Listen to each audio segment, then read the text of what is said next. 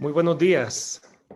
En nombre de la Junta Directiva de Cámara de Industria de Guatemala, les doy la más cordial bienvenida al panel recta final de la elección de magistrados de Corte de Constitucionalidad objetiva y transparente. Este evento cívico, organizado por Cámara de Industria de Guatemala, Guateíntegra, Guatemala Visible y el Movimiento Cívico Nacional, busca construir el diálogo mediante distintos puntos de vista acerca de la importancia del cumplimiento de los plazos para elegir a la nueva Corte de Constitucionalidad para el periodo del 2021 a 2026. La Corte de Constitucionalidad debe impartir justicia bajo los más altos estándares, ejerciendo su mandato de excelencia, eficiencia y transparencia, siempre manteniéndose respetuoso de la Constitución Política de la República, la cual es promotora de la cultura y educación constitucional. Asimismo, la justicia de Guatemala necesita contar con los mejores perfiles para magistrados, que cumplan con los más altos estándares para garantizar que se resolverá conforme a derecho e imparcialidad. Antes de iniciar, vimos un pequeño video que menciona las cualidades más importantes que un magistrado debe tener: honorabilidad, decoro, independencia, habilidades analíticas, imparcialidad, respeto por la ley y por los valores republicanos y dispuestos a defender el Estado de Derecho y a la República. Estas forman parte de un perfil idóneo y las autoridades deben apegarse a los mejores perfiles de candidatos que garanticen una magistratura comprometida con el cumplimiento de la Constitución Política de la República. En el marco de los esfuerzos anticorrupción, es imperativo elevar la atención del proceso de elección de los magistrados de la Corte de Constitucionalidad, el cual debe desarrollarse en los plazos establecidos para fortalecer el Estado de Derecho y certeza jurídica en el país.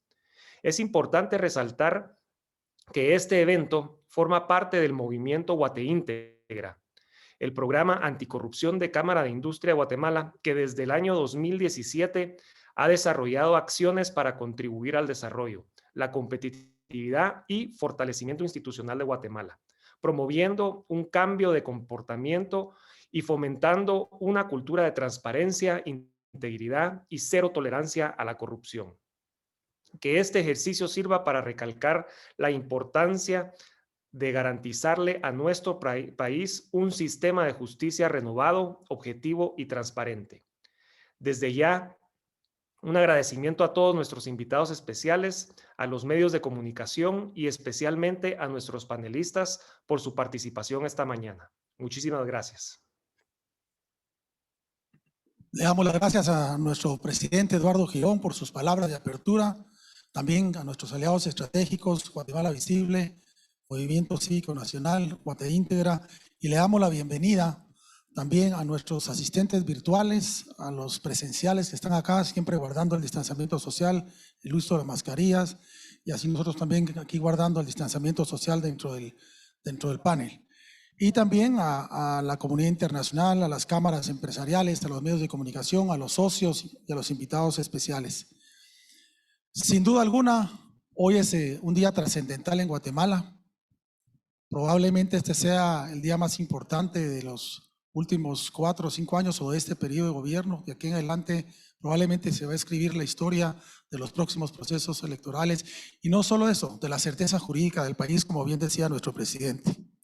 Hoy en la mañana leía algunos de los medios de comunicación donde habían personas que hacían un llamado a llorar, lo cual yo creo que hay que cambiar el llorar por reflexionar. Creo que no es un tema de llorar, es un tema de reflexionar en el momento histórico que estamos pasando en el país y lo que a partir de hoy, como guatemaltecos y ciudadanos, debemos de construir y dejar de quejarnos, de tirarle la culpa de nuestros problemas a los demás y esperar que alguien nos resuelva nuestros problemas. Es momento de tomar la batuta de ciudadanos y por eso estamos haciendo este ejercicio cívico el día de hoy. Y también aprovecho entonces para dar inicio a este evento presentando a los panelistas: Carmen Rosa de León Escribano, directora ejecutiva del Instituto de Enseñanza para el Desarrollo Sostenible y EPADES; Roberto Ardón, director ejecutivo del CACIF; Pablo Hurtado, secretario ejecutivo de la Asociación de Investigación y Estudios Sociales, ASIES; y José Echeverría, presidente del Movimiento Cívico Nacional.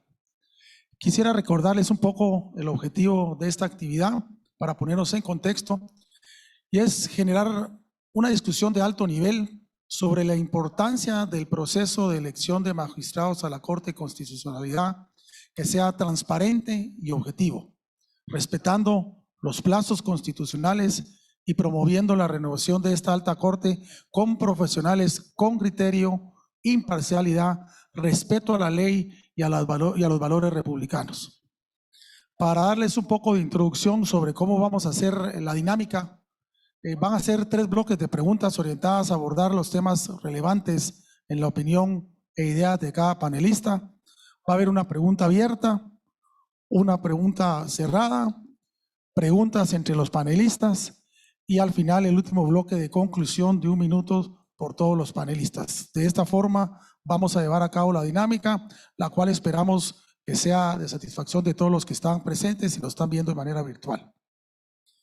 En el primer bloque vamos a hablar sobre el proceso de elección de magistrados a la Corte de Constitucionalidad. Y este proceso, como les decía en la parte introductoria, marca un hito para la justicia en Guatemala, porque a través de este proceso se designa a quienes cuidarán del cumplimiento de la Constitución para la efectividad de los derechos y garantías necesarias para un adecuado clima de negocios y un país con certeza jurídica. Voy a hacer una pregunta abierta a los 2 de los primeros panelistas, a Carmen Rosa y a José Echeverría. La pregunta es la siguiente: ¿cómo se ha desarrollado el proceso de elección de magistrados de la Corte de Constitucionalidad bajo su punto de vista? Carmen Rosa. Gracias. Gracias y buenos días a todos y todas que nos escuchan y nos ven virtualmente, y también a los organizadores por la invitación. Yo diría que este proceso realmente no lo podemos ver en sí mismo, sino lo vemos en función de lo que ha sucedido en los últimos años en el país y de los procesos que se han venido dando, en primer lugar, de captura del Estado. La captura del Estado, como ustedes saben, es un fenómeno que ha venido ocurriendo en países con democracias en transición, en algunos, y otros economías en transición.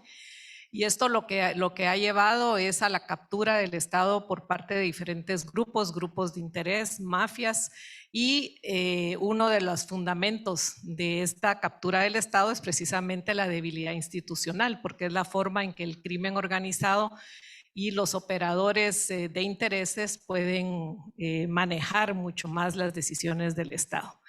Entonces, digamos, esta captura del Estado evoluciona con el tiempo. Además de los intereses, tenemos el uso de recursos públicos, como vemos que ha venido sucediendo cada vez en una forma más obvia por parte de operadores políticos. También el acceso a privilegios, pero sobre todo últimamente la infiltración del crimen organizado en las diferentes instancias del Estado. Otro proceso que se vino dando y que por eso lo que está sucediendo con esta elección de cortes es el resultado de estos procesos, ha sido el debilitamiento del Estado de Derecho. Es decir, la Corte no está en el aire, la Corte no está en el espacio, la Corte está en medio de actores dentro del sistema de justicia, actores dentro del Estado de Derecho. Y cuando un presidente, como sucedió en el gobierno pasado, y un Congreso no obedece a unas cortes, estamos ya frente a una ruptura del Estado de Derecho. Entonces, eso yo creo que es otro de los elementos que hay que tomar en cuenta.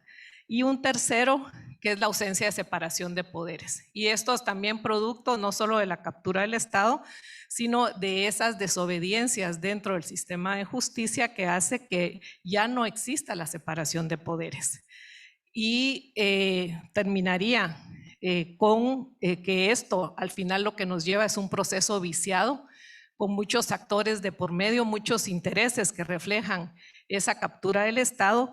Y si vamos a ver quiénes son los órganos electores, tenemos una Corte Suprema de Justicia que lleva más de un año en una forma ilegal, digamos, porque no debería estar, debería haber otra Corte Suprema de Justicia, un Congreso cuya cuarta parte está vinculado al crimen organizado, y que por lo tanto pues no sabemos qué tipo, sí sabemos, o sea, qué tipos de magistrados quieren elegir, una junta directiva que tiene integrantes también vinculados a un partido que ha sido cancelado por estar vinculado al narcotráfico, un CSU cuyos 2 electores también están con orden de captura y capturados, un colegio de abogados donde los candidatos también están señalados, es decir, hay uno de los que eran más fuertes que ha sido capturado y el otro ha tenido señalamientos en materia también de estar vinculado a algunos procesos, y el presidente de la República, que ha hecho totalmente opaco el proceso de elección y donde supuestamente en 1 hora van a elegir a los magistrados después de haber presentado sus currículums. Entonces, yo creo que estamos enfrentando justamente un proceso bien oscuro y muy amarrado a intereses en este momento. Muchas gracias, Carmen Rosa. José, haciéndote la misma pregunta, ¿cómo se ha desarrollado el proceso de elección de magistrados de la CC bajo tu punto de vista? Gracias, Javier, y a las personas que nos acompañan también, qué gusto poder compartir con ustedes. Yo creo que el primer punto en cómo se ha desarrollado el proceso tenemos que analizarlo desde cómo se regula ese proceso, desde los lineamientos que señala tanto como la Constitución como la Ley de Amparo y determinar si se están cumpliendo o no. Yo creo que ese es un primer elemento importante analizar. Hasta el día de hoy, todas las instituciones han cumplido con ese proceso, que es un proceso que le podemos llamar un proceso mínimo o un proceso, digamos, muy concreto que no detalla o que no desarrolla a más, pero que las entidades y los funcionarios, digamos, se han basado en ese proceso. Y yo creo que luego podemos separarlo en 3 elementos: los antecedentes que tiene este proceso, las condiciones externas que han podido, digamos, afectar de cierta manera el proceso y ya por específico por institución. En los antecedentes que hay en este proceso, mencionaba Carmen Rosa, la forma como la Corte Suprema de Justicia está de forma extraordinaria integrada. ¿Y por qué lo menciono? Porque esa forma o esa composición extraordinaria de la Corte Suprema de Justicia, ya por más de 1 año, desde octubre del 2019, viene, digamos, en una interrupción del proceso a través de un amparo en un mes antes del vencimiento del plazo constitucional en octubre del año 2019. Luego las condiciones externas que han, digamos, transcurrido durante el proceso, mencionaba Carmen Rosa, algunas órdenes de captura, inclusive en contra de un aspirante a la corte que estaba corriendo por el Colegio de Abogados 1 año después de que el caso, digamos, fuera presentado, desde febrero de 2019. Y otro elemento que también se podría agregar, que es externo, son la serie de amparos que se presentan en contra de las designaciones o del proceso, y ahí importante recalcar que estas aún no han sido resueltas. Entonces, ahí digamos que causa duda cuál es la motivación de la resolución o no resolución en este caso en contra de esos amparos y qué se estuviera esperando para darlos al lugar o no, si es un problema de quiénes son electos o si es el proceso como tal. Y como mencionaba anteriormente, desde el punto de vista legal, podemos estar en desacuerdo, no nos puede gustar del todo el proceso, pero legalmente se ha cumplido con los lineamientos que señala la Ley de Amparo y la Constitución. Y por último, específico, podemos ir revisando, y creo que va a ser necesario hacer esa revisión de cómo lo ha hecho cada institución y qué debería de ser mejorable, porque muchas veces podemos tender a confundir entre modelo y proceso. El proceso está partiendo de una serie de normas preestablecidas que están en la ley y en la Constitución, y el modelo, tal vez pudiéramos hablar del modelo que aspiramos o que quisiéramos tener o que quisiéramos mejorar en un proceso de forma posterior. Lo que creo que no debería pasar es que hablemos únicamente del modelo de elección cuando está sucediendo la elección, porque no es el momento político para poder realizar esos cambios. Muchas gracias, José. Vamos a hacer esta segunda pregunta a los 4 panelistas. Vamos a empezar por Pablo, representante de ASFIES, y vamos a ir de mi izquierda a mi derecha. Y precisamente habla un poco de lo que han mencionado tanto Carmen Rosa como José, que tiene que ver un poco con la coyuntura o los contextos. Esta pregunta va en esta línea. La coyuntura en la que se desarrolla este proceso que ha despertado el interés de los ciudadanos, que redunda en una mayor auditoría social, ¿qué aspectos positivos puede remarcar del actual proceso que deben guardarse? Pablo. Bien, muy buenos días. Me uno al saludo y la felicitación a los organizadores y yo creo que el hecho que se esté llevando a cabo este foro ya pone en manifiesto que este proceso, a diferencia de los que han existido previamente, reviste una particular importancia por el interés que se ha tomado. Creo que nunca como antes un proceso de elección de Corte de Constitucionalidad había sido objeto de tanta atención, de tanta discusión, por supuesto, pero es parte de la propia dinámica democrática. Y esto lo que nos tiene que invitar a reflexionar es esa toma de conciencia de cuál es el papel de la Corte de Constitucionalidad. No podemos analizar el proceso sin valorar adecuadamente cuál es la función de un tribunal constitucional en los estados modernos. Y en función de esa preservación del orden constitucional, de esa defensa del orden constitucional, que es el mandato fundamental del Tribunal Constitucional, el proceso debería ser un mecanismo para lograr ese resultado, que los magistrados y los que integren la Corte de Constitucionalidad tengan muy clara esa función y desempeñen esa función adecuadamente. Creo que deberíamos de intentar un cambio de perspectiva. Nos estamos enfocando en el proceso y nos parece este proceso que no está bien, que si se hizo bien, y deberíamos de ponerle más atención al resultado. ¿Cuál es el resultado que queremos? Los magistrados, como el video inicial lo indicaba, pues ¿quién va a estar en contra de que los magistrados electos cumplan con todos esos elementos? Entonces, en función de eso, lo que buscamos, establezcamos cuál debe ser el proceso y hagámosle los ajustes que sean necesarios al proceso, pero no en aras de privilegiar el mecanismo, el proceso, se presenten situaciones dignas de mucha discusión.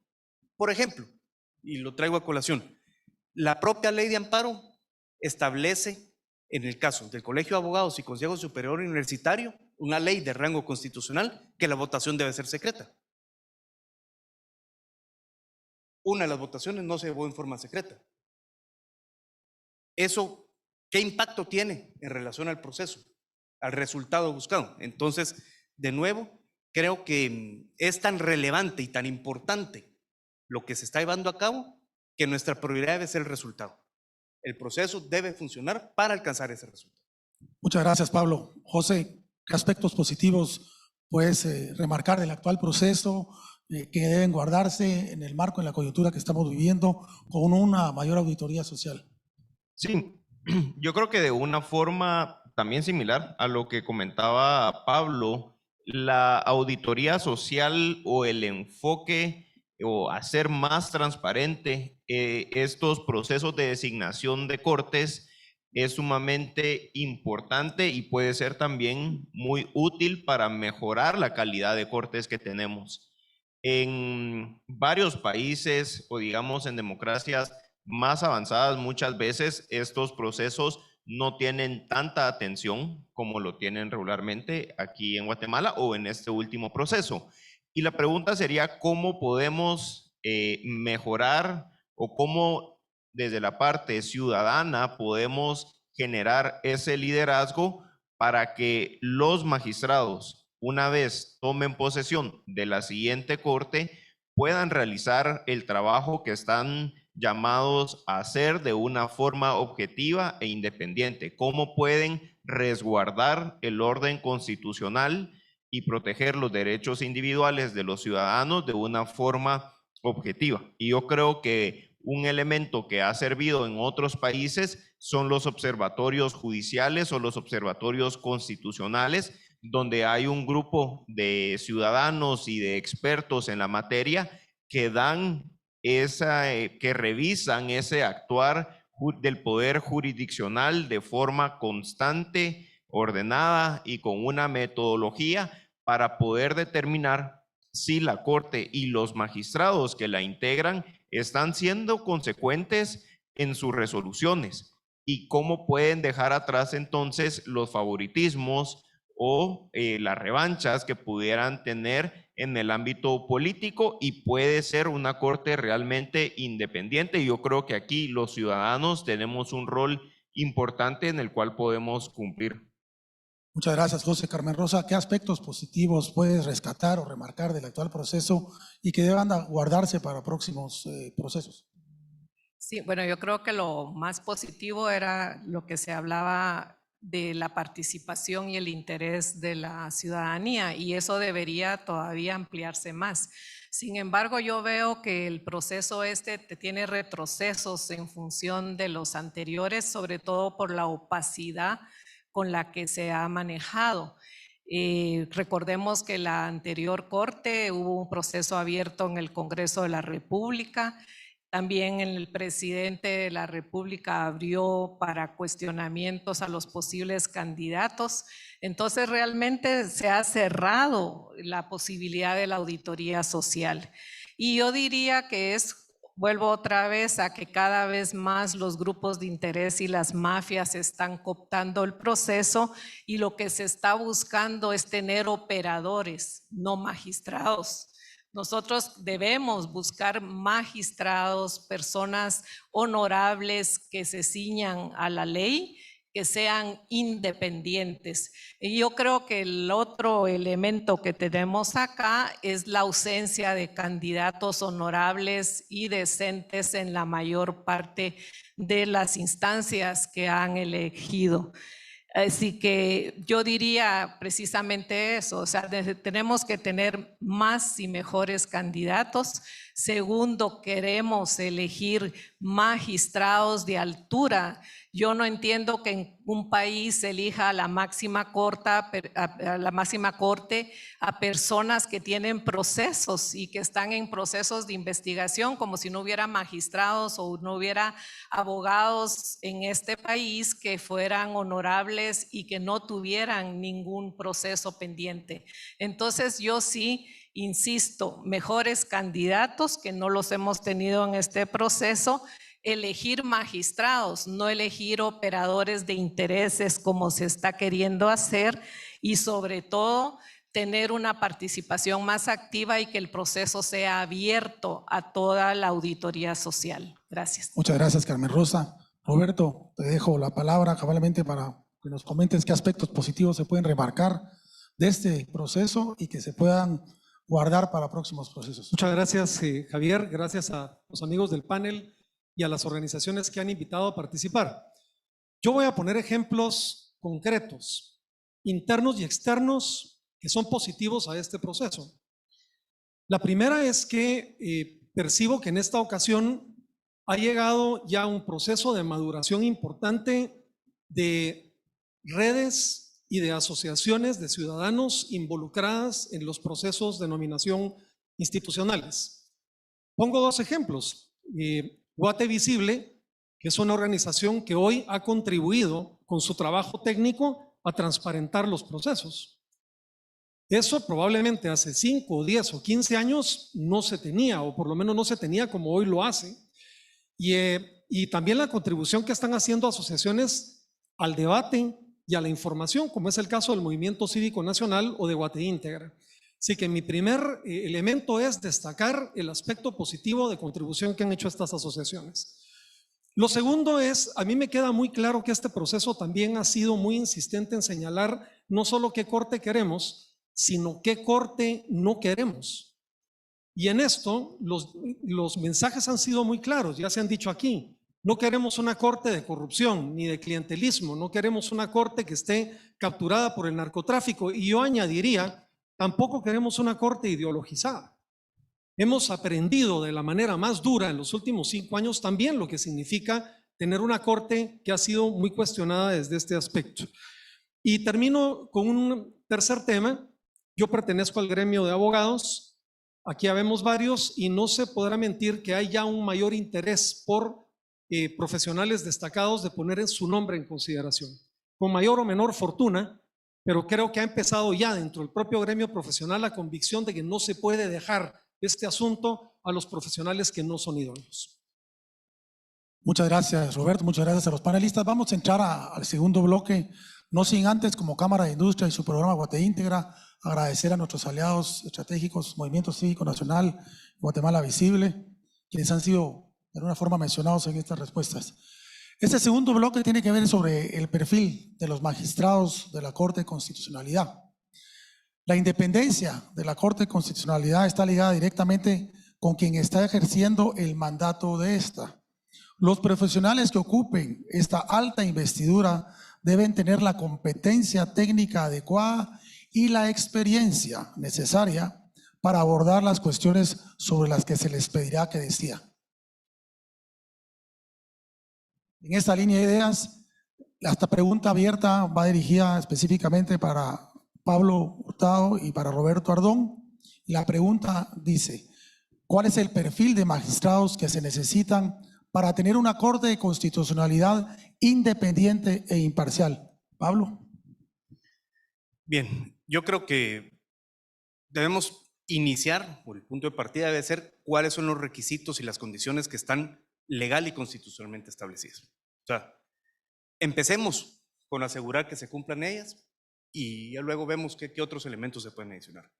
Definitivamente, y ahí vienen los elementos que la propia Constitución establece, son la reconocida honorabilidad, la capacidad, la idoneidad y la honradez, como requisitos constitucionalmente establecidos, artículos 207 y 113 de la Constitución.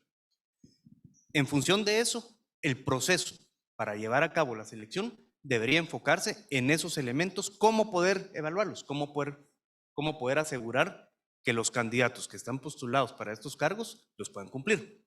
Adicionalmente, y vuelvo a hacer referencia a la Ley de Amparo, Exhibición Personal y de Constitucionalidad, establece, hay un artículo, el 152, que no sé, tal vez no es de los que más frecuentemente leemos o consultamos, pero ahí se establece en forma coherente con el mecanismo de asignación que los magistrados que resulten electos por cada una de los instancias que eligen o designan, cuente con la experiencia en el ámbito que corresponde. Entonces, por ejemplo, en el organismo ejecutivo, pues esperaría que el funcionario, la persona que llegue a ser magistrado de la Corte de Constitucionalidad, tenga experiencia en el ámbito administrativo. ¿Por qué? Porque una gran parte del quehacer dentro de la Corte de Constitucionalidad tiene que ver con resolver la conflictividad en materia administrativa que se pueda presentar.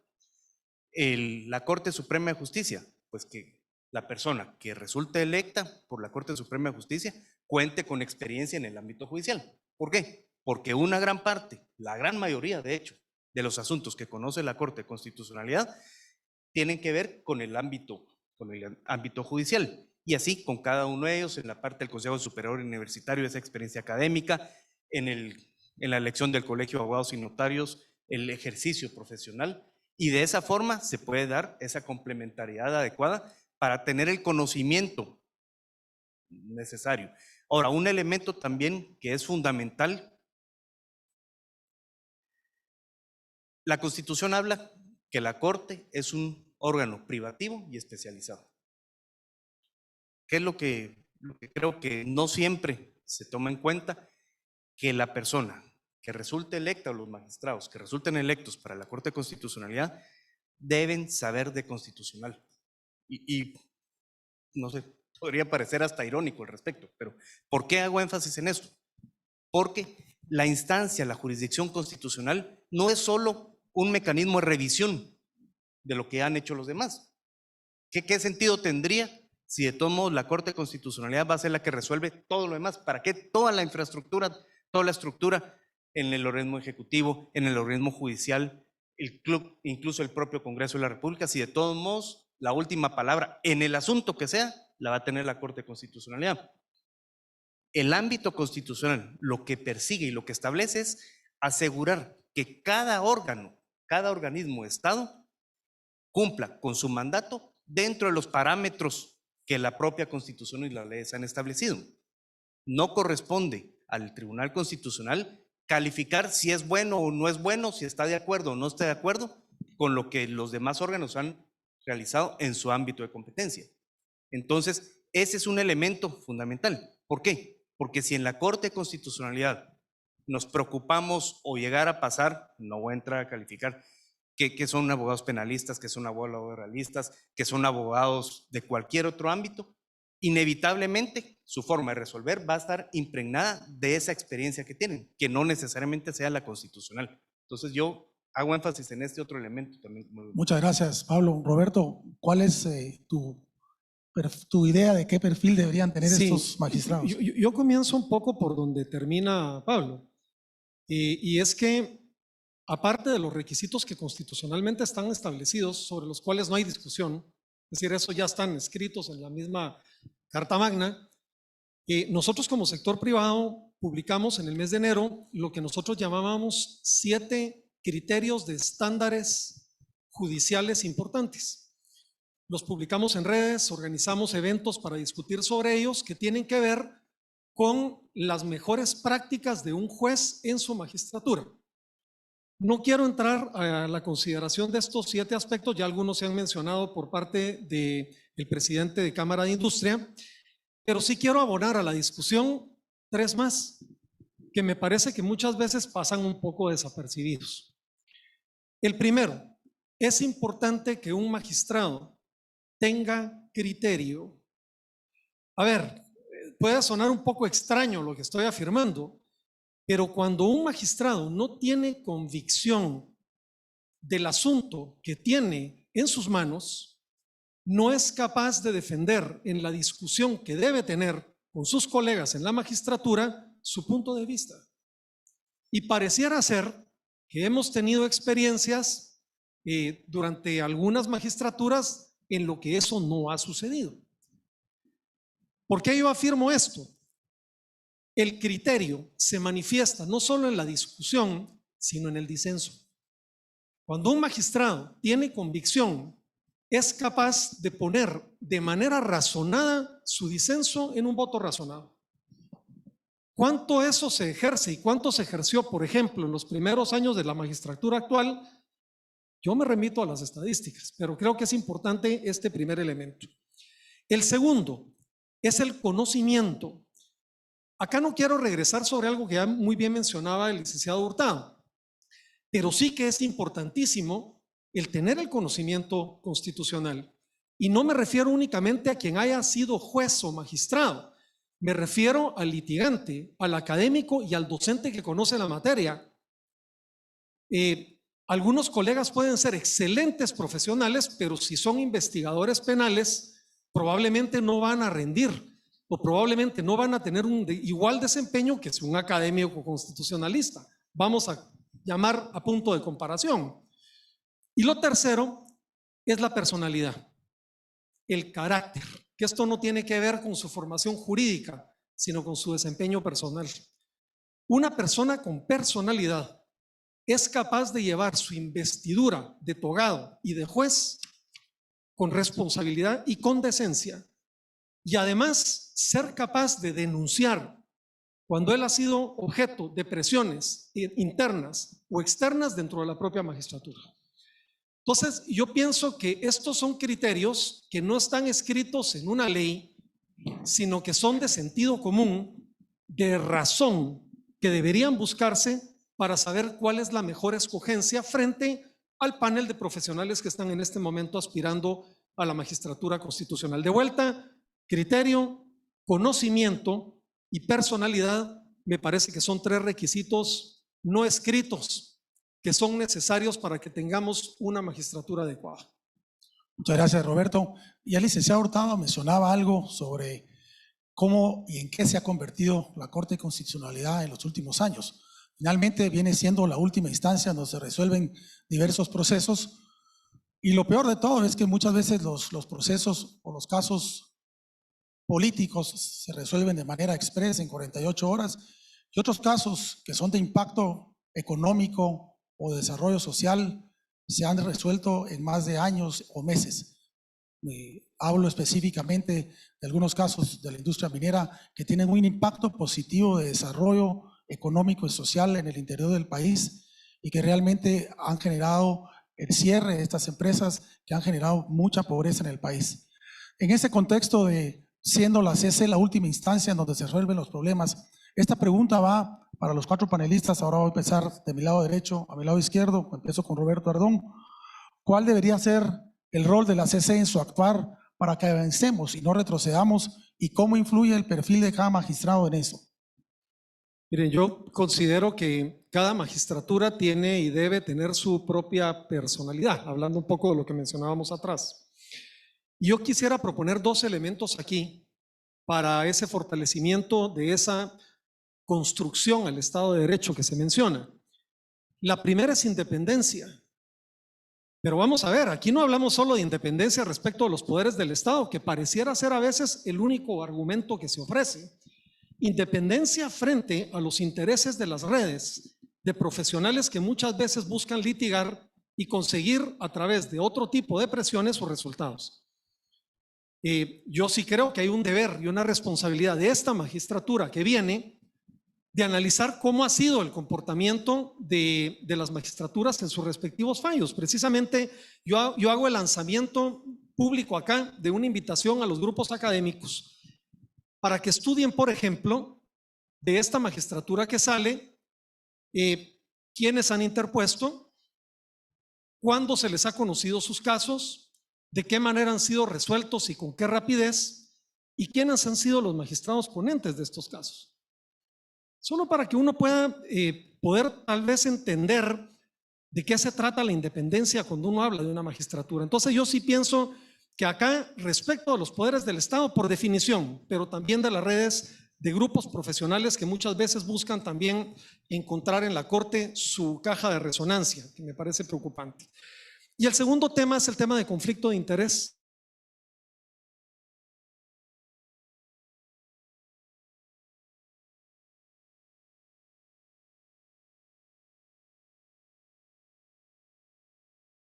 Tienen una enorme responsabilidad. Eso probablemente no ha pasado como debería suceder en estricta ética judicial. Entonces yo diría independencia y atención al conflicto de interés como elementos importantes. Muchas gracias, Roberto. Sin duda alguna, el rol de la CC en su actuar es sumamente importante. ¿Cuál es tu punto de vista, Carmen Rosa? Sí, gracias. Bueno, yo coincido con Roberto en cuanto al tema de la independencia, pero también recordar acá, y vuelvo a insistir, que la Corte no está en el limbo, la Corte está en una sociedad. Y entonces, ¿quiénes somos los culpables de que la Corte llegue en última instancia absolutamente todos los conflictos que nosotros como sociedad no podemos resolver? Entonces, yo sí pensaría que este proceso nos tiene que llevar justamente a la reflexión, como se decía, para ver cómo resolvemos nosotros como país primero nuestros problemas y no tener que judicializar absolutamente todas nuestras diferencias. Este es el momento, creo yo, de ahora en adelante de ver cómo vamos a cambiar ese proceso, dejar a la Corte que haga lo que debe hacer. La Corte que viene tiene procesos muy importantes, tiene los procesos como la reforma a la ley electoral y de partidos políticos, que es clave para poder tener realmente partidos políticos decentes, honorables y que también legislen en función del bien común. Entonces yo sí veo también el tema de la conflictividad de los proyectos extractivos, pero eso tampoco es culpa necesariamente solo de la Corte, es de un Estado que no es capaz de hacer consultas adecuadas y de poder establecer los mecanismos de consulta necesarios para poder legislar en función de las normas internacionales. Entonces, yo sí, coincidiendo con el tema de independencia, sí insisto en que estamos usando a la Corte para resolver conflictos que no hemos sido capaces como sociedad de enfrentar. Muchas gracias, Camerosa. José, ¿cuál es el rol de la ACC bajo tu punto de vista? Siguiendo la discusión y el panel que está muy interesante, yo estoy de acuerdo con lo que se comentaba anteriormente y le agregaría un elemento más, creo que tenía aquí anotado, y es la misma institucionalidad de la Corte de Constitucionalidad que debe tener. ¿En qué sentido? De igual forma, tampoco la Corte se debe de volver, o los magistrados que la integren deben volverse en esa condición exclusiva y necesaria de por lo menos decir, aquí nada se va a reglamentar, aunque ya sea un convenio aprobado y ratificado por el Congreso sin que yo lo revise previamente, por ejemplo. Entonces yo creo que la misma Corte también tiene que asumir el rol que tiene de defensa del orden constitucional, de poder de forma transparente aclarar cuáles son los criterios con los cuales va a fallar, que era una propuesta que tenía algún candidato a la Corte que me pareció muy interesante y que no debe ser una propuesta exclusivamente de ese candidato, sino que puede ser tomada para la Corte, cómo la Corte pudiera de forma previa establecer ciertos criterios de algunos hablando de los amparos de materia civil, por ejemplo, de esta justicia ordinaria de los tribunales que constantemente llegan y atrasan la justicia en general en el país. Entonces yo creo que ya que tenemos un proceso con mucha atención ciudadana, yo creo que de la misma forma se debe de exigir que la misma Corte establezca sus criterios, que establezca su propia institucionalidad, buscando el progreso del país. Muchas gracias, José Pablo. Terminamos contigo en esta ronda. ¿Cuál debería ser el rol de la ACC y su actuar para que avanzamos y no retrocedemos? Sí. Voy a tratar de expresarlo en forma muy sintética. El rol de la Corte de Constitucionalidad debería enfocarse en dos grandes aspectos. Uno, el control de la constitucionalidad, de que sea constitucional los actos y las normas, ¿sí? Lo que hacen los demás entes dentro del Estado, revestidos de algún poder, que se ajuste a lo que establece la Constitución. Y de igual manera, que todas las normas, todas las leyes, reglamentos, disposiciones que vayan a ser aplicadas a una colectividad también sean acordes a la Constitución. Ese debería ser su mandato fundamental, preservando siempre esa supremacía constitucional y los valores que la propia Constitución establece. La separación de poderes, la legalidad en el ejercicio de las funciones, la libertad de acción para todas las personas que no son funcionarios públicos. Pero para lograr ello, por supuesto, y sonará repetitivo, hablamos de la independencia. Y me voy a atrever, me da un poquito de miedo por el tema de redes, cómo en un Twitter se puede establecer algo. Pero creo que hay dos palabras muy importantes y ojalá no se perciban en forma aislada. Y las palabras son un tanto disonantes, pero creo que tiene que buscarse ser ingratos y sinvergüenzas. ¿Por qué? Ingratos, porque creo que hay que reconocerlo, fue el presidente Maldonado el quien primero escuché hablar al respecto. ¿Por qué? No tienen que agradecerle a nadie el haber llegado a un cargo. Si no tienen a quien agradecerle, pues van a poder actuar con mayor libertad, con mayor independencia. Y el otro término, el sinvergüenza, ¿no? en la acepción que muchas veces nos da es, no tienen que resolver buscando el aplauso público, tienen que resolver conforme a derecho. No es para quedar bien o mal con determinados, que si la mayoría les parece bien determinado fallo o en otro sentido, entonces ese es un elemento que creo que hay que... Muchas gracias, Pablo. Damos aquí, por terminada la primera parte del panel, entramos al bloque número 3, no sin antes nuevamente como Guate Íntegra y Cámara de Industria, agradecer a la MCN y a Guatemala Visible. Vamos a hablar ahora en el bloque 3 sobre el futuro de la próxima magistratura de la Corte de Constitucionalidad, poniendo el breve contexto. La importancia de la elección de la Corte de Constitucionalidad es vital para el fortalecimiento del Estado de Derecho. Sin la garantía del cumplimiento de la Constitución, no se puede combatir uno de los flagelos más fuertes que tenemos en nuestra sociedad, que es el crimen organizado, la corrupción y otros problemas que también limitan el desarrollo económico, social y político del país. La pregunta es para los cuatro, voy a empezar aquí con Carmen Rosa ahora. ¿Cómo puede la Corte de Constitucionalidad contribuir al fortalecimiento del Estado de Derecho? Bueno, yo creo que aquí los abogados han sido muy claros en cuanto a que hay que simplemente estar en el marco de la Constitución, ¿verdad? Nada más. E interpretar la Constitución, que ese es quizás el tema que esperamos de la Corte de Constitucionalidad cuando realmente se llega a un punto en el cual debe intervenir. Vuelvo a recordar que lo ideal sería que la Corte intervenga lo menos posible en los litigios que tenemos como sociedad.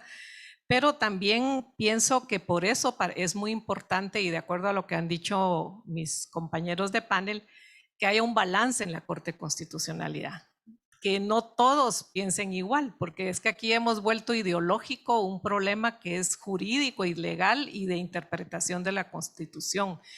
Lo más importante es que haya un balance. ¿Por qué? Porque la Corte representa las diferentes fases de una sociedad o los diferentes actores de una sociedad. Ellos son parte de la sociedad. Y entonces lo que nosotros sí estaríamos, que sean independientes porque es legítimo. Lo que buscamos es una Corte legítima. Y una Corte legítima también es una Corte balanceada en sus opiniones y en llegar a la mejor conclusión de acuerdo a diferentes interpretaciones. No una Corte que todos piensen igual, porque así me van a resolver mis problemas. Ahí es donde empezamos a buscar operadores y no magistrados. Y también vuelvo a decir, yo mi pregunta que me planteo como no abogada, sino como sociedad, es ¿qué pasó si a la Corte se le ha desobedecido una y otra vez? ¿La próxima Corte se le va a obedecer? ¿Acaso el expresidente Morales o acaso el Congreso han tenido sanciones por parte de la sociedad por no obedecer a la Corte de Constitucionalidad? Porque favorecía los intereses de algunos, tal vez, pero entonces ahí no estamos bien los demás, porque lo que estamos buscando es un árbitro, un interpretador que ponga una opinión y a la cual todos debemos aceptar. Nosotros, digamos, desde mi perspectiva, hemos tenido fallos que no nos gustan de una Corte de Constitucionalidad, pero los hemos aceptado, porque es la Corte de Constitucionalidad. Cuando se rompió ese respeto, porque aquí estamos hablando de república, aquí se habla mucho de república. La república es separación de poderes y es actuar la CC como un árbitro último de ese Estado de Derecho y de la interpretación de la Constitución. Entonces, si no se le ha hecho caso, si se ha roto ese respeto por el marco jurídico legal, por el resto de poderes, ahora podemos esperar que esta Corte de Constitucionalidad, independientemente de cómo esté constituida, va a ser respetada por el presidente de la República si ya una vez no lo hizo y no pasó nada. Y podemos esperar que el Congreso lo respete cuando todavía no ha elegido Corte Suprema de Justicia como fue indicado por la Corte de Constitucionalidad. Entonces, sí, yo creo que no podemos esperar que una Corte de Constitucionalidad haga por nosotros lo que como país no estamos haciendo nosotros mismos. Muchas gracias, Carmen Rosa. José, ¿cómo puede la Corte de Constitucionalidad contribuir al fortalecimiento del Estado de Derecho en Guatemala? Sí, definitivamente la Corte de Constitucionalidad tiene un rol trascendental en velar por el orden constitucional en el país y consecuentemente con el Estado de Derecho. Entonces yo creo que ahí hay una doble dinámica que debemos como sociedad también ir madurando, en el sentido de cómo los magistrados sí son responsables, porque son responsables ante la ley de sus actos, de sus omisiones también, como magistrado. Ser magistrado de la Corte de Constitucionalidad no debiera de significar una carta blanca y luz verde para que hagan o no hagan según su conveniencia. Ese es un elemento de la misma moneda. Y la otra cara de la moneda es que puedan tener y ser independientes y se asegure su independencia judicial.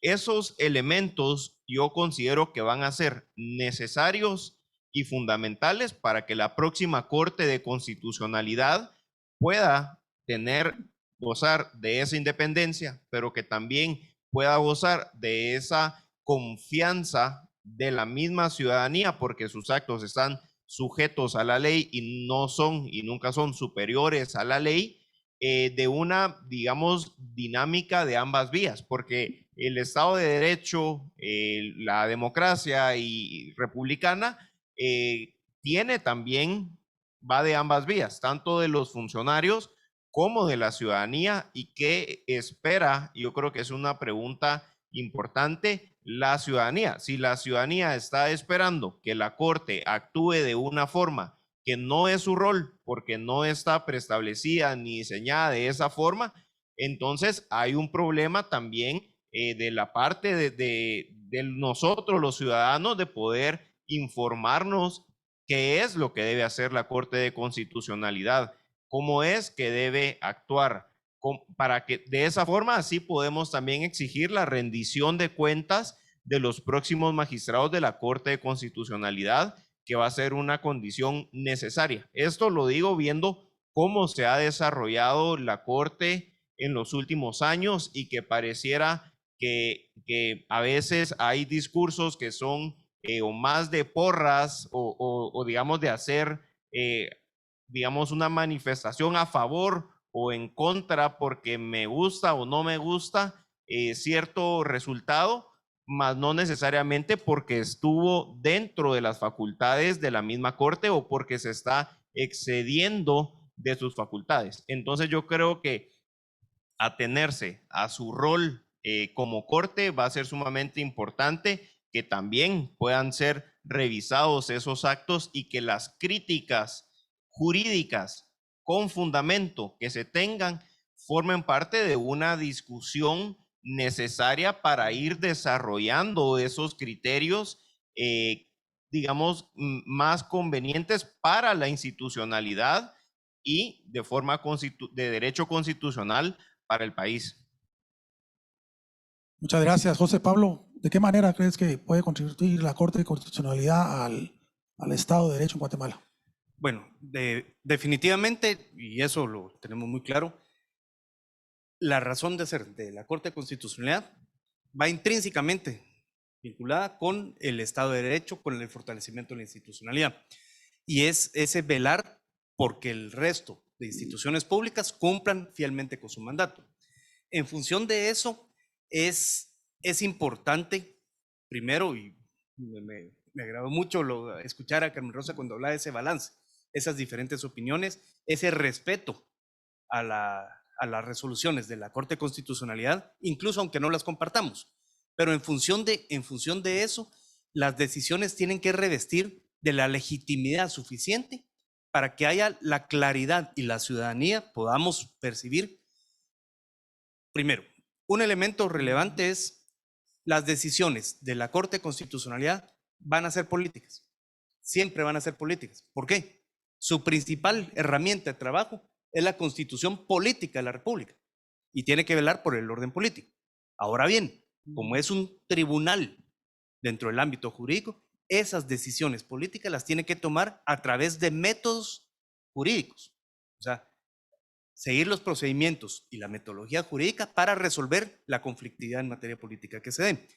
Y no al revés, tomar decisiones políticas y después ver cómo le ponemos el tacuche jurídico. Perdón lo coloquial de la expresión, pero creo que lo ejemplifica adecuadamente.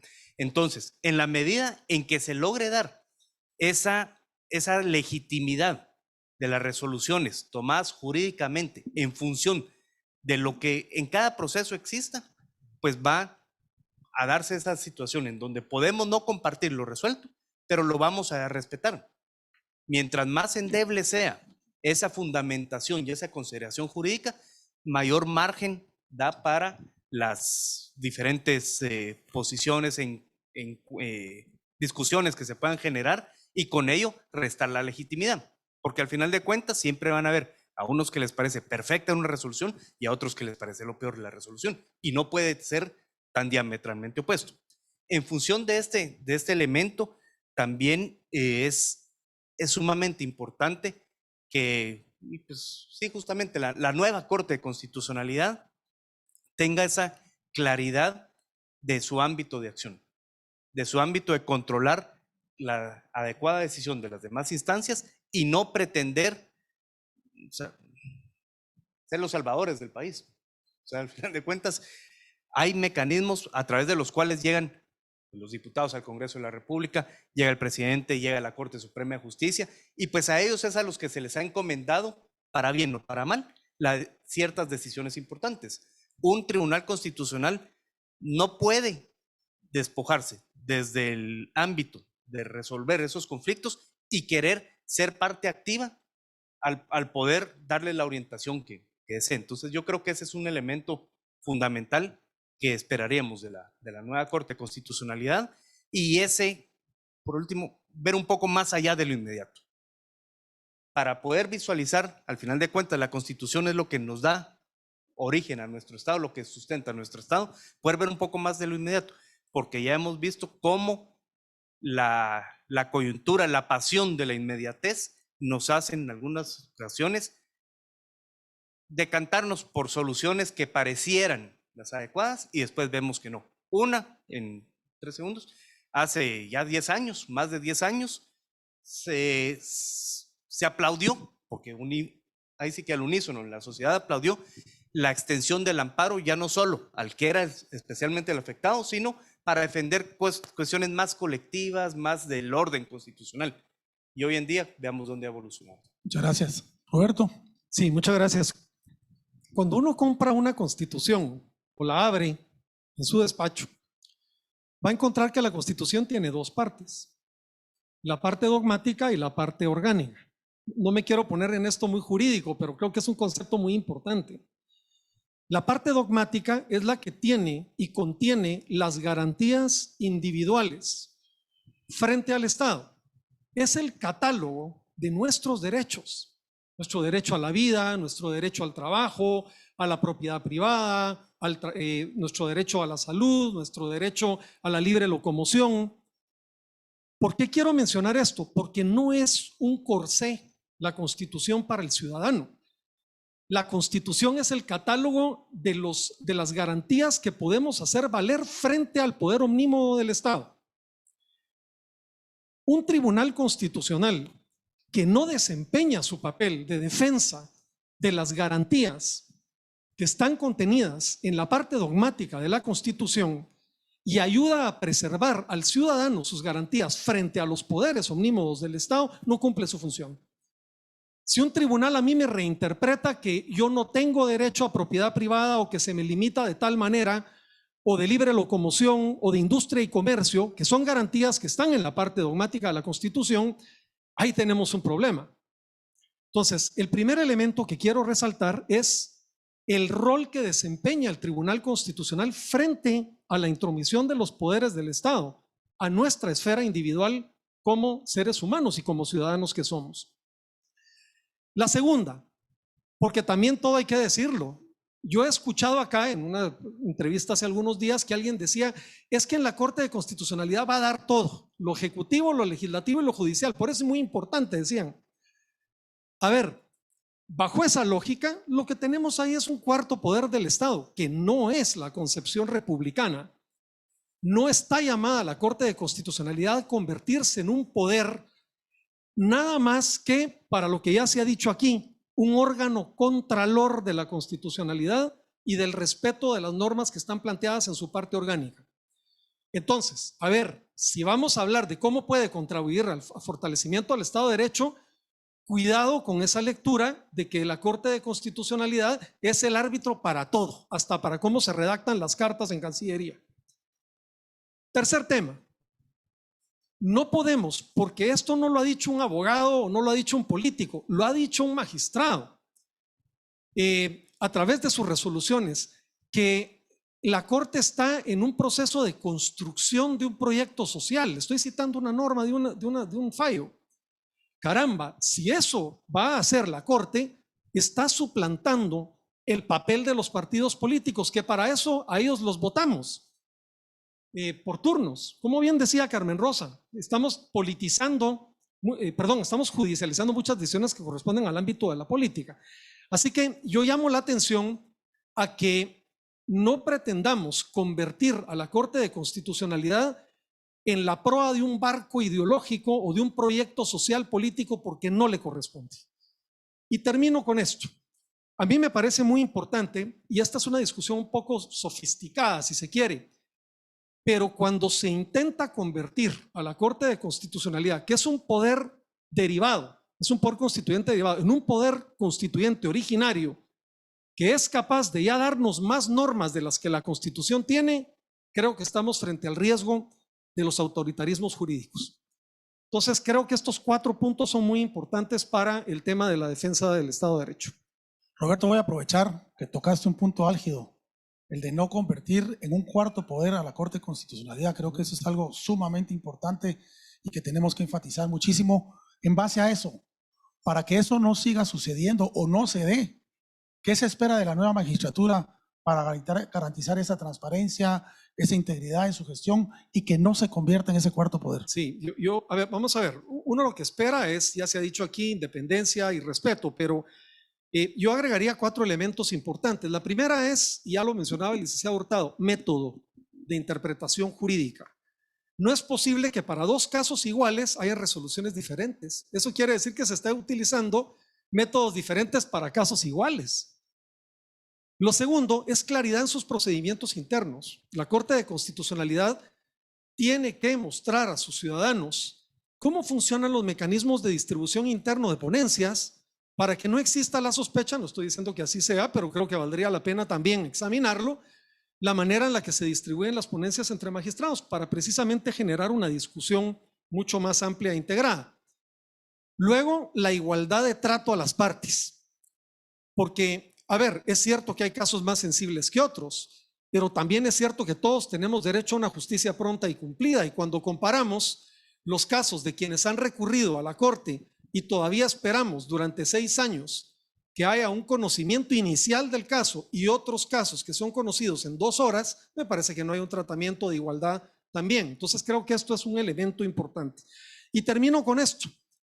El doctor Maldonado Aguirre, mentor, que se ha mencionado acá, decía, y me parece una cosa muy importante, las sentencias se explican por sí solas. Cuando un juez ha hecho una buena sentencia, su razonamiento técnico es impecable y se explica por sí solo. No tiene por qué salir a dar una conferencia de prensa o ir a la radio para andar explicando las cosas, porque me parece que eso solo genera la sospecha de que hay una necesidad de abundar en argumentos políticos cuando no lo debe haber. Así que yo creo que estos son elementos que valdría la pena tenerlos presentes para una nueva magistratura. Gracias, Roberto. Carmen Rosa, ¿qué piensas en ese sentido? ¿Cuál es qué se espera de la nueva magistratura para garantizar estos aspectos? Bueno, yo pienso que va a depender mucho de quienes queden, eso sí es cierto, ¿verdad? Porque el problema aquí es que cabalmente estamos en un proceso donde no necesariamente todos los candidatos y todos los que hasta ahora han sido electos llenan los requisitos que uno pensaría debería tener de acuerdo a las 4 normas que acá se han planteado, porque al final estamos con un modelo teórico de lo que debería ser la Corte, y cuando vemos que no hemos tenido los mejores candidatos necesariamente, pues uno piensa que el rol, aunque son personas, yo hablaba la necesidad del balance, pero sí, sobre todo, que defendan el Estado de Derecho, ¿verdad? Y la Constitución de la República. Y yo pienso que vamos a entrar a procesos, creo yo, de cambio en el país. Yo creo que aquí estamos viendo a través de esta elección de Cortes el agotamiento de un modelo que tenemos que empezar a revisar. Tenemos una reforma en la justicia pendiente porque definitivamente hemos visto cómo en esta elección creo que todos los errores que se pueden cometer y todas las fallas en una elección de la alta magistratura están saliendo a luz. Entonces tenemos que pensar en si tenemos que modificar o no esa parte de cómo elegir, pero sobre todo entonces queremos una corte que pueda liderar esos procesos de cambio en la reforma al sector justicia que creo que son inminentes y que no podemos esperar, porque tenemos ya una elección de Ministerio Público el año próximo. Entonces yo creo que tenemos que, en serio, sentarnos a ver cómo vamos a hacer esos procesos de cambio en la reforma a la justicia, y en ese sentido la Corte de Constitucionalidad va a tener una alta responsabilidad en liderar, de acuerdo a la Constitución y al Estado de Derecho, estos procesos de reforma. Gracias. Muchas gracias, Carmen Rosa. Pablo, ¿qué se espera de la nueva magistratura para garantizar la integridad y la transparencia en su gestión? Sí, bien, voy a tratar de ser breve porque sé que ya me he comido algunos segundos de más de lo que me correspondía. Pero yo lo quisiera plantear en forma muy concreta. Que la Corte de Constitucionalidad se asegure que las demás entidades públicas, los demás organismos de Estado hagan lo que les corresponde y no querer hacerlo por sí. O sea, nadie debiera estar siquiera cuestionar si la lucha contra la corrupción es una prioridad de país. Claro, pero le corresponde a los órganos que la Constitución ha establecido, Contraloría General de Cuentas, Ministerio Público, Sistema de Justicia, que la lleve a cabo. La Corte Constitucional no debe liderar la lucha contra la corrupción, debe asegurarse que los órganos que la Constitución ha establecido para el efecto lo lleven a cabo. De la misma manera, temas como, en efecto, la elección de Corte Suprema de Justicia y Corte de Apelaciones. O sea, la Corte de Constitucionalidad pues, no debería ser quien le dice al Congreso cómo elegir o cómo hacerlo o propiciar las condiciones para que eso no se lleve a cabo. Debe asegurarse que el Congreso elija. Y vamos año y medio por ahí, pues habían personas que planteaban que hasta 2 años podría tardarse esto. De repente se le va a hacer realidad eso. No es posible que pasemos 2 años sin las altas magistraturas. Entonces, que la Corte Constitucional, en cumplimiento de su mandato, se asegure que cada órgano del Estado, cada entidad pública, haga lo que le corresponde. Muchas gracias, Pablo. José. Yo creo que los parámetros están allí. El cuestionamiento es cómo vamos a hacerlos cumplir, cómo vamos a ceñir a que la Corte de Constitucionalidad, la próxima magistratura, haga lo que la ley le faculta, lo que la Constitución le designa hacer y no más, porque es un problema, puede ser un problema muy grave que se convierta en un cuarto poder sin frenos y contrapesos, y cómo los magistrados que van a ser designados sí están sujetos a la ley, cómo esos mismos magistrados se puede evaluar cómo actúan y se puede ir delimitando para los próximos años cuál es verdaderamente el rol de la Corte de Constitucionalidad como un tribunal de defensa del orden constitucional y no como un jugador político que tiene la última palabra y que entonces ya nadie le puede cuestionar ni decir nada. Yo creo que hay 2 modelos y tenemos de momento que ceñirnos por el modelo institucional que señala la Constitución. Y lo segundo, que también ya lo mencionaban, es cómo vamos a revisar la forma como realizamos estos nombramientos para que sea más institucional la Corte y poderle dotar de mayor independencia. Por ejemplo, que los nombramientos se puedan hacer de forma escalonada y no todos en el mismo momento político de forma inmediata. Eso pudiera ser algo que puede ir mejorando, que yo creo que aprovechando la atención ciudadana que hay, deberíamos de establecer diálogos y mecanismos para ver cómo vamos a asegurar que va a ser continuidad en la independencia judicial y la vamos a fortalecer, y no únicamente en que solo va a ser estos 5 años y luego los otros 5 años, y así nos puede ir comiendo la coyuntura, como le dice. Muchas gracias. Hemos llegado al final del tercer bloque. En este cuarto bloque voy a cederles un poco la conducción a ustedes porque vamos a cambiar un poco la dinámica, porque vamos a hacer unas preguntas entre ustedes mismos. Un único cambio voy a hacer, que en vez de 5 minutos para contestar van a tener 3, porque dada la coyuntura de lo que está pasando en el Ejecutivo, pues creo que vale la pena hacerles una pregunta adicional que no tenía por acá en el programa. Es que vamos a improvisar un poco. La primera pregunta va a ser entre Carmen Rosa, le pregunta a Roberto, así que te dejo el micrófono. Bueno, yo traía varias, pero ya la cambié. Puedes preguntar varias. No, yo lo que realmente mi duda, Roberto, es, aunque tengamos una corte, o sea, se supone que vamos a tener una corte de constitucionalidad en la fecha, ¿cómo vamos a hacer para que sea respetada por el presidente y el Congreso sus próximas decisiones? Yo creo que hay una responsabilidad que les corresponde a ellos de atener los fallos de esa Corte de Constitucionalidad. O sea, nadie puede soslayar, por más en desacuerdo que pueda estar con un fallo de la Corte, sus resoluciones. Es decir, estaríamos cuestionando sobre la base misma del Estado de Derecho. Lo que sí creo que se vale, Carmen Rosa, es poder opinar sobre los fallos de la Corte, porque creo que a ratos un poco como que se cruza el tema de si uno está cuestionando el que se cumpla o simplemente uno tiene el derecho de poder cuestionar pues, el giro de un fallo, ¿verdad? Que a mí me parece que es un derecho ciudadano. Pero la pregunta que haces concreta es una responsabilidad de los órganos del Estado, Carmen Rosa, y yo creo que esa es una exigencia que todos tenemos que tener para las decisiones del Alto Tribunal Constitucional.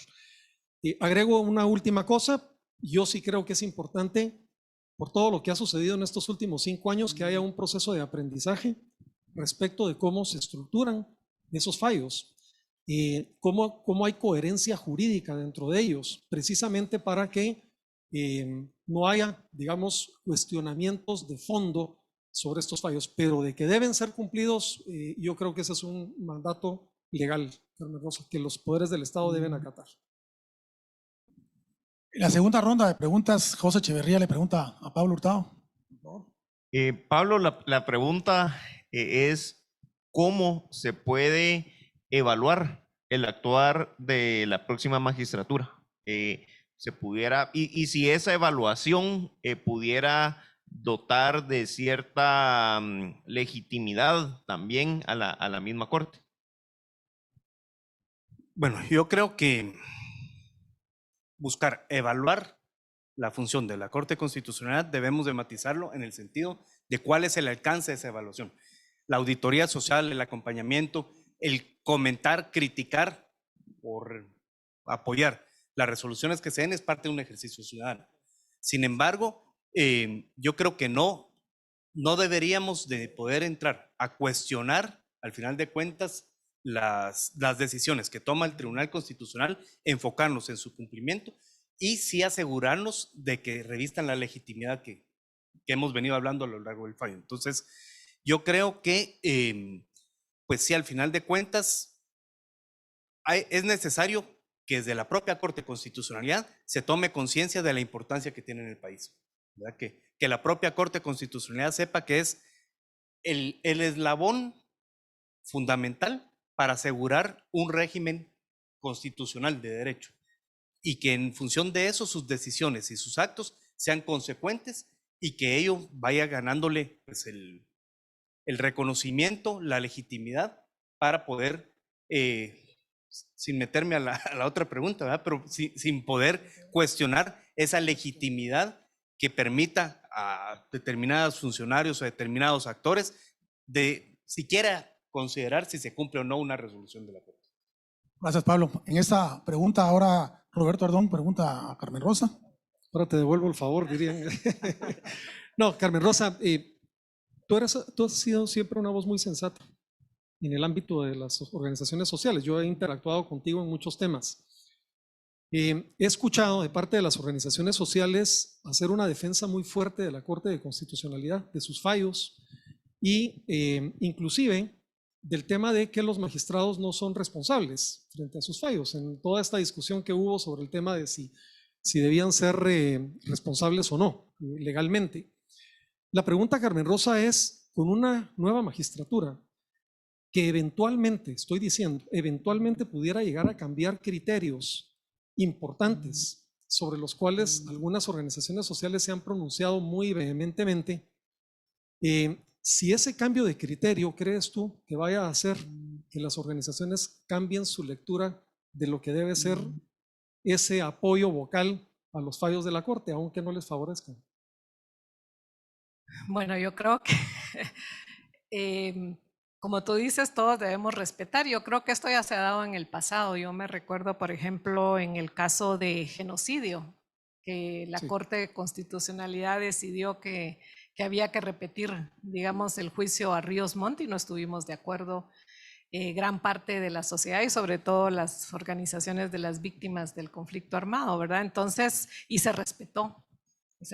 Entonces, al final, yo creo que tú tienes que aprender a vivir con los, siempre y cuando estén enmarcados en un argumento jurídico y de respeto a la Constitución, como tú dijiste. Yo pienso que muchas de las, vuelvo al tema, porque yo pienso que muchas de las resoluciones se han enmarcado en un ámbito legal internacional y yo sé que aquí uno de los temas es las empresas extractivas, ¿verdad? Y las resoluciones en torno a eso. Pero ahí yo pienso que hay otros elementos y lo que se está demandando no necesariamente son fallos de la Corte de Constitucionalidad.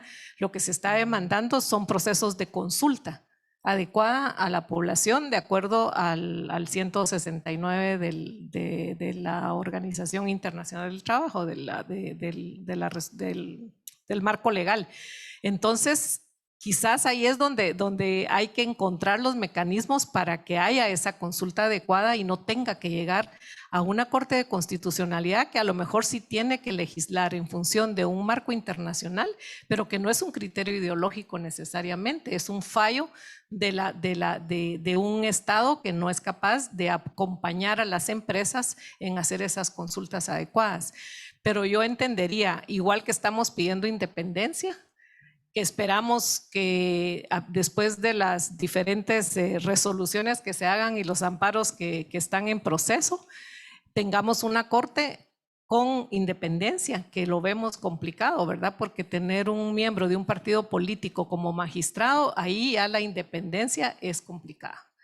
Ya sabemos que no, que va a ser muy difícil que haya una independencia en ese sentido. Entonces, pero yo pienso que en términos generales, si lo que queremos es un Estado de Derecho, pues tendríamos que respetar las resoluciones de la Corte. Y vuelvo otra vez simplemente a insistir en que tenemos que buscar los mecanismos de diálogo nuestros para que no llevar a la Corte las últimas, que sea la Corte la que tenga que resolver en primera instancia y no en última instancia. Gracias, profesor Rosa. Y terminamos esta ronda de preguntas. Pablo le pregunta a José. Sí, bueno, sabemos y creo que es muy reconocido el trabajo y ese esfuerzo ciudadano que desde Movimiento Cívico Nacional llevan a cabo. Hemos visto cada vez estos procesos de integración de distintos órganos del Estado y actualmente la Corte de Constitucionalidad son, pues generan bastante polémica, mucho cuestionamiento, posturas encontradas y demás. Entonces la pregunta concreta es, y enfocándonos en la Corte de Constitucionalidad, si consideras que es adecuado el mecanismo de integración que existe, qué habría que cambiar, qué habría que fortalecer y sobre todo tomar en consideración que en la mayoría o en casi todos los órganos está establecido a nivel constitucional y eso nos llevaría pues, a algún cambio, así deberíamos sentarnos a discutir alguna reforma constitucional o no. Sí, yo creo que dando ese seguimiento y fiscalización a los procesos de elección en los últimos años, sí se van identificando ciertos elementos que deben mejorarse y eso implica que deben reformarse y implica reformar la Constitución. Inclusive el tema de los plazos, 5 años, realmente es un plazo bastante corto. Si lo pensamos a nivel y lo evaluamos a otros países, cuál es ese plazo que tienen los magistrados, la forma o el tiempo en que son designados, si son todos al mismo tiempo, de forma escalonada. Yo creo que debemos ir buscando esos cambios que doten de mayor independencia.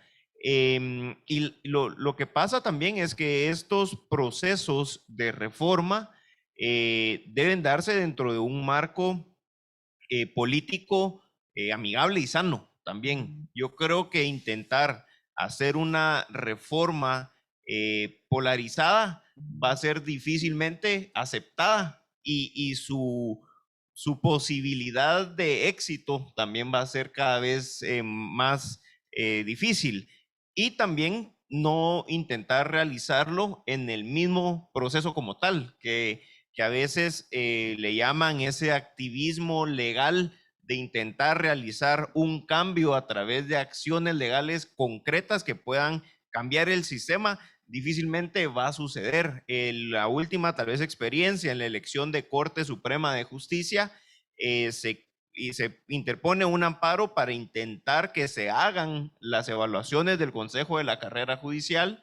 Y sí, se hacen las evaluaciones, pero realmente no mejoró el proceso, que ni siquiera ha terminado. Entonces, tal vez yo creo que ahí hay un matiz importante a realizar en cómo podemos llevar a cabo de una forma ciudadana, seria, madura, viendo con aras del éxito de que sí se pueda aprobar, buscando ese diálogo entre ciudadanos y organizaciones para ir mejorando y cada vez mejorando la institucionalidad de las Cortes, que es sumamente importante en el país.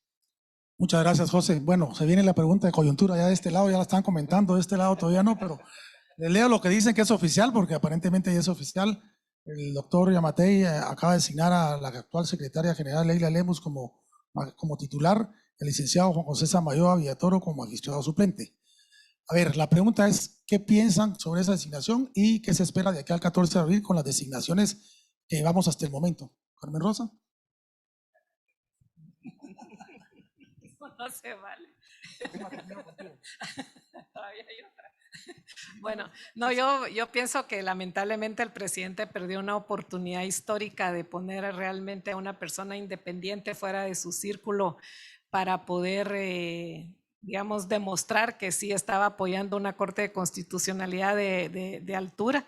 Poner un operador político, que era lo que estábamos diciendo. Esta es una elección donde diferentes fuerzas buscan poner operadores políticos para comprar, no sé si impunidad, yo digo que lo voy a decir, para el futuro, ¿verdad? De las acciones que se pueda hacer a nivel de la Presidencia de la República. Entonces sí lamento que se haya perdido esa oportunidad por parte del presidente, primero de hacer un proceso abierto que ya había pasado, que ya en el pasado se hizo, y segundo, de haber escogido una persona que no sea de su círculo más cercano, con lo cual la independencia está en entredicho.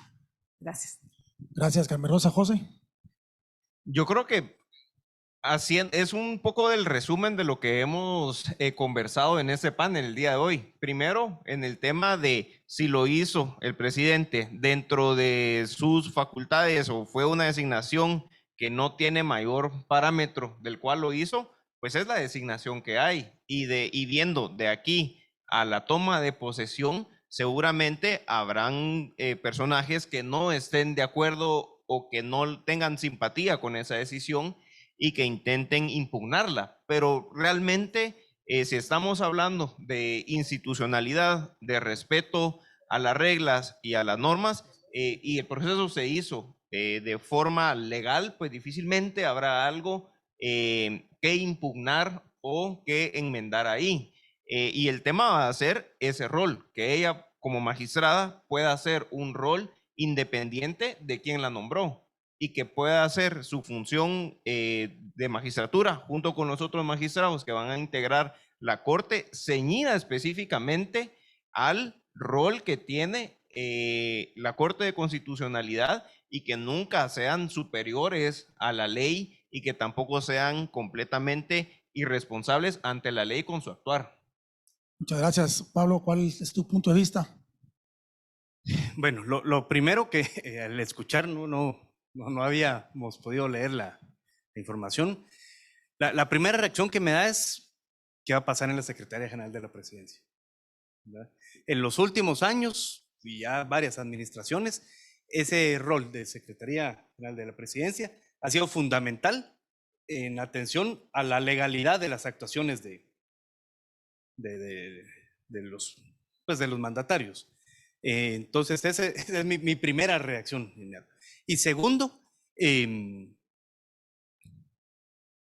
creo que vamos a seguir viviendo el proceso de integración de la Corte de Constitucionalidad dentro de un ámbito de impugnaciones, de amparos, de cuestionamientos, que no es positivo para la propia Corte, sobre todo en el supuesto que se va a dar en donde los magistrados salientes o reelectos, que ese es otro elemento importante, hay pues por lo menos ya 2 las dos magistradas que han sido reelectas, conociendo y resolviendo de quienes van a sustituir a los demás. Eso creo que no son elementos favorables para todo lo que hemos hablado a lo largo del foro, de ese fortalecimiento de la institucionalidad.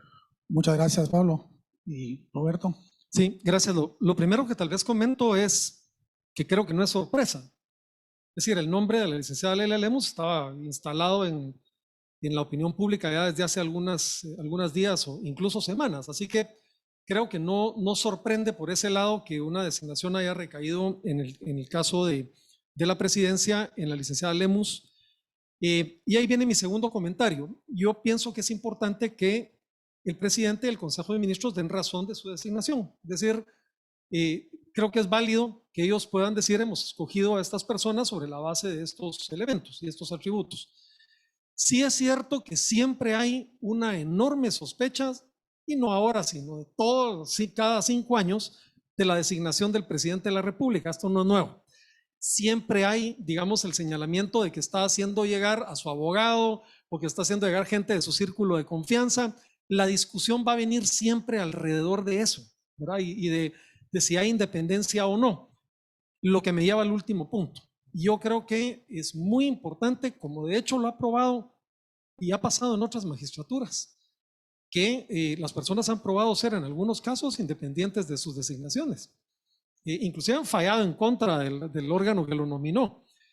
Pues tocará, no estoy diciendo que ese sea el caso ahora, pero tocará ver cuál va a ser el ejercicio de la judicatura que hagan las dos personas designadas para que uno pueda hacer una evaluación completa y más objetiva. Gracias. Pues muchísimas gracias. La verdad que estamos llegando al final de este evento, no sin antes pedirles una última intervención. Vamos a empezar por Pablo, no vamos a empezar por ti, no me empezar por Pablo.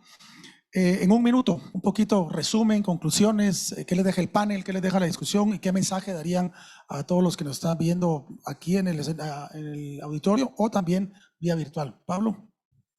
Yo creo que dentro de la vorágine que ha generado todo este proceso, sí quiero rescatar que cada vez son más eventos como este, actores, sectores que se han involucrado, y esa es la mejor garantía de, primero, la toma de conciencia de la importancia, no solo de la Corte Constitucional, sino de todo el sistema de administración de justicia, tanto la justicia ordinaria como la constitucional, y que de una u otra manera es fundamental para nuestros valores democráticos, para nuestro sistema y para el tipo de país que queremos vivir. Muchas gracias, José. Sí, yo creo que es fundamental esa participación ciudadana, estos paneles, estos foros, porque hay ideas y reflexiones muy importantes que no se deben dejar atrás. Por ejemplo, el tema de la institucionalidad de la misma Corte, de cómo debe ceñirse a su rol, de cómo los magistrados no deben ser superiores a la ley o todopoderosos y que puedan tener un sistema también de rendición de cuentas. Creo que va a ser necesario para poder lograr también, digamos, de forma general, un mejor y mayor desarrollo para el país. Muchas gracias, José. Carmen Rosa. Bueno, yo creo que justamente este panel representa, creo, la angustia que tenemos los diferentes sectores, que nos estamos dando cuenta con esta elección que tenemos que hacer más cosas en conjunto, con un objetivo común. Ustedes no se imaginan cuando yo dije que iba a venir acá a un foro, ¿verdad? Me dicen, ya te cambiaste de bando. Entonces, o sea, yo creo que ese es un ejemplo que nos podemos sentar y de verdad tenemos que buscar una solución, la solución a la debilidad institucional. En la medida en que las instituciones son débiles, el crimen organizado penetra. Y ese enemigo es común. Tenemos el enemigo común de ahora un Estado que estábamos a punto de caer en manos del narcotráfico. Lo estamos viendo a nivel de la región, vemos la preocupación de Estados Unidos. Entonces, pero yo pienso que lo más importante para mí de estos meses de proceso de esta elección es ver que nos tenemos que sentar juntos y hemos aceptado sentarnos juntos como sectores para buscar soluciones. ¿Y cuál es la solución para esa debilidad institucional? Las reformas. Necesitamos urgentemente la famosa ley de servicio civil, o sea, cerrar los lugares por donde las mafias penetran en la institucionalidad. Una nueva ley de servicio civil, la reforma a la justicia, que es indispensable, como estamos viendo la necesidad de cambiar la forma de elegir, una ley electoral y de partidos políticos que realmente garanticen la transparencia, la democracia interna de los partidos y el no pago ilícito o el no financiamiento de campañas, porque ese es por donde entra el control de los partidos políticos. No podemos seguir permitiendo tener una cuarta parte del Congreso vinculada al narcotráfico como la tenemos ahora y sentados en la junta directiva, y una nueva ley de compras sin contrataciones. Yo creo que si no nos ponemos como sociedad urgentemente a esto, no vamos a tener, ojalá podamos seguir hablando juntos y ojalá encontremos juntos para no volver a la Corte de Constitucionalidad el árbitro para todos los problemas que nosotros no podemos resolver. Muchísimas gracias, Carmen Rosa. Roberto. Javier, hemos visto un proceso salpicado de grupos privados reuniéndose para repartirse cuotas, salpicado de amparos retardatorios. Hemos visto un proceso en el que se ha intervenido directamente en un proceso de elección eliminando candidatos, o procesos de uno de los cuerpos nominadores que no siguió la disposición de la ley de amparo, como ya se mencionaba aquí. Todo esto lo que nos lleva es a hacer una reflexión muy profunda sobre lo que está planteando Carmen Rosa. Pero yo creo que no solo es una discusión de modelo, porque, a ver, quitar más postulantes o poner menos no va a resolver el problema. Este es un tema sistémico que requiere un análisis y cirugía profunda de nuestras universidades, de las facultades de Derecho y de la manera en que están produciendo a los profesionales que luego harán judicatura y de cómo está estructurado el gremio profesional. Así que yo creo que la invitación es a no quedarnos simplemente en la fórmula para ver quién pone y por cuánto tiempo, sino creo que tiene que ver mucho más con una discusión más profunda que tiene que ver con la ética profesional y académica. Y eso sí ocupa a otros actores que no son los políticos. Muchísimas gracias. Yo quiero agradecerle a Pablo, a José, a Carmen Rosa, a Roberto. Antes de pasarle la palabra a nuestro vicepresidente Luis Alfonso Bosch, en nombre de Cámara de Industria, en nombre de Guate Íntegra, le damos mucho agradecimiento a todas las personas que han estado acá, a nuestros aliados estratégicos, los movimientos MCN, también a Guatemala Visible, pero sobre todo dejarles el mensaje de reflexión de que es el momento, como les decía al principio, de volvernos actores y no solo espectadores en un momento crucial para el futuro del país y de nuestras próximas generaciones. De esta forma, quiero presentarles a Luis Alfonso Bosch, quien tiene unas palabras de cierre para nosotros y quien representa a la Junta Directiva a través de la vicepresidencia de la Junta Directiva de Cámara de Industria. Adelante, Luis Alfonso. Muchas gracias, Javier. Muy buenos días a todos. Primero quiero agradecer a todas las personas que llegaron presencialmente el día de hoy al auditorio de Cámara de Industria y a los que se conectaron virtualmente. Tuvimos cerca de 100 personas conectadas. Pero sobre todo quiero agradecer la participación de nuestros panelistas. Muchas gracias. Cada uno de ellos nos aportó puntos de vista distintos que sirven para formar nuestro propio criterio y tomar mejores decisiones que favorezcan la gobernabilidad de Guatemala. Es responsabilidad de todos los guatemaltecos informarse por medio de este tipo de foros y formar nuestra propia opinión y poder manifestarnos con conocimiento. Y a través de un diálogo constructivo de propuesta podamos construir un mejor país. Como todos sabemos, al conocimiento de la Corte de Constitucionalidad llegan los casos de mayor relevancia jurídica del país.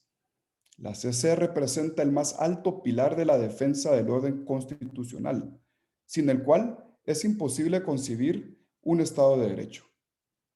Este próximo 14 de abril se concluye el periodo del actual CC por mandato constitucional, un periodo marcado por pocos aciertos y muchos desaciertos. Desaciertos que llegaron a afectar negativamente el porcentaje de crecimiento del Producto Interno Bruto del país. Casos paradigmáticos que han tenido efectos negativos a nivel social, económico, en la certeza y seguridad jurídica, en la atracción de inversiones, en el derecho de elegir y ser electos. Casos que causaron migración y destrucción a la unión familiar, separando a padres, madres e hijos, destruyendo así lo más sagrado de una sociedad, la familia. Todas estas acciones de la Corte pusieron en evidencia lo vulnerable que son las instituciones a la politización. Es importante aprender del pasado, pero ver hacia adelante y velar porque exista un sistema de justicia sólido e independiente, un sistema que no esté sesgado ideológicamente o que atienda a intereses particulares. Actualmente contamos ya con la designación de magistrados titular y suplente por el Congreso de la República, el Consejo Superior Universitario de la Universidad de San Carlos y el Colegio de Abogados y Notarios de Guatemala. Y recientemente acabamos de enterarnos de la noticia de que el Ejecutivo ya ha electo a sus candidatos. El proceso avanza, a pesar de que se mantiene un ambiente que pone en evidencia nuevamente la judicialización de los procesos de elección de forma malintencionada para generar presión y miedo. Aunque está claro que debe investigarse cualquier acto ilegal, no deben utilizarse las instituciones para llevar a cabo persecuciones penales por intereses políticos y particulares o abusar de los recursos legales. Debe de prevalecer la presunción de inocencia y las mismas garantías y derechos reconocidos por la Constitución, que deben ser defendidos por la misma Corte de Constitucionalidad.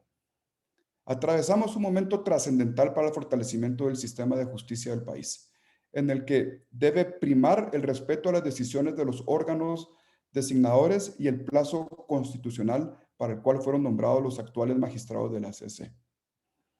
La designación de las próximas Suprema de Justicia completarán el proceso y estaremos listos para que este 14 de abril tengamos una nueva Corte de Constitucionalidad. En cumplimiento de los plazos constitucionales y la alternancia en el poder de profesionales con criterio, imparcialidad y valores que defiendan nuestro sistema republicano. Todos los guatemaltecos debemos de exigir que este 14 de abril tengamos una nueva Corte renovada que tendrá grandes compromisos con Guatemala. Compromisos como devolverle la confianza a la población a través de fallos orientados al resguardo eficaz del orden constitucional, a la generación de certeza jurídica y al fortalecimiento del Estado de Derecho.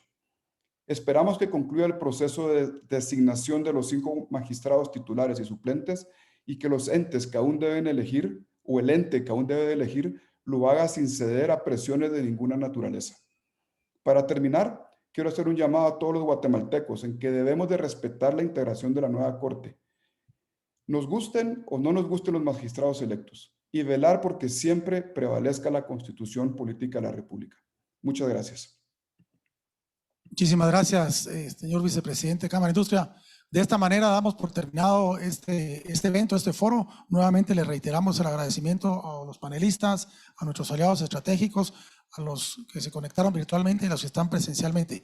Que pasen una feliz semana y que tengan un excelente día y que sigamos luchando juntos por sacar adelante a Guatemala. Muchísimas gracias.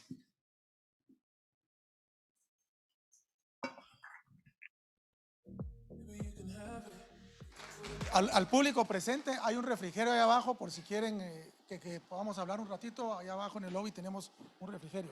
Muchas gracias. Una foto.